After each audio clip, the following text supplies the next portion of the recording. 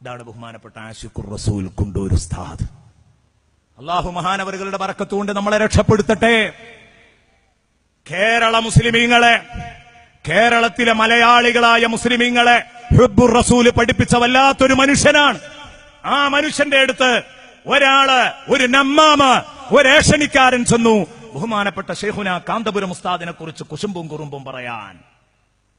അയാൾ അങ്ങനെയാണ്, ഇയാൾ ഇങ്ങനെയാണ്, നിങ്ങളെ പറ്റിക്കാണ് എന്നൊക്കെ പറഞ്ഞിട്ട് നിങ്ങൾക്കൊത്തത് നിങ്ങളോട് പറയാണ്, നിങ്ങളോട് അദ്ദേഹത്തിന് ഒരു താല്പര്യമില്ല. ബഹുമാനപ്പെട്ട ഉസ്താദ് അവர்கள் ഏറെ സ്നേഹിച്ച ആളാണ് ബഹുമാനപ്പെട്ട കുണ്ടൂർ ഉസ്താദ്.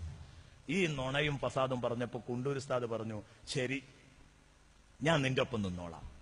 ഞാൻ ആദ്യം മൂപ്പര് ചെയ്യണ പണിയൊന്ന് എടുത്തു നോക്കട്ടെ. ഒരു ദിവസം ഞാൻ മർക്കത്തിലെ കുട്ടികൾക്കൊന്ന് ഭക്ഷണം കൊടുത്തു നോക്കട്ടെ.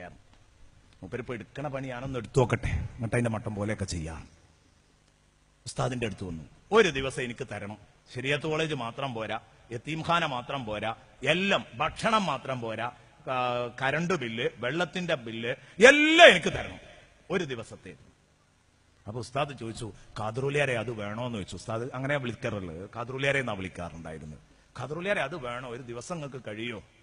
ഒരു നേരം വേണമെങ്കിൽ നിങ്ങൾ ഏറ്റെടുത്തോളിന്ന്. കാരണം ഉസ്താദിന് അറിയാം അതിന്റെ എത്ര വലിപ്പമുണ്ട് ഇതിന്റെ ബില്ല് എന്ന് ശരിക്കും അറിയാം. അപ്പോ അല്ല, ഒരു ദിവസം എനിക്ക് വിട്ടുതരണം. എന്നാ ശരി, നിർബന്ധാണെങ്കിൽ ചെയ്യാന്ന് പറഞ്ഞു. ആ ബില്ല് ഉസ്താദ് അടച്ചു. പിന്നെ ഉണ്ട് ഈ നമീമത്തുകാരങ്ങനെ കയറി വരുന്നു. ഓനെ വിളിച്ചു, ഇരിക്കുകയാണ്.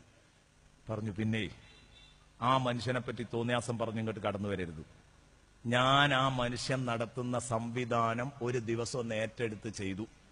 നിനക്ക് കേൾക്കണോ, ഇപ്പോഴും ആ കടം വീട്ടാൻ നേരം വെളുത്താ മുതലാളിമാരുടെ തിണ്ണ നിരങ്ങാടാ ഞാന്. ഇപ്പോഴും ഞാൻ നിരങ്ങാണ്.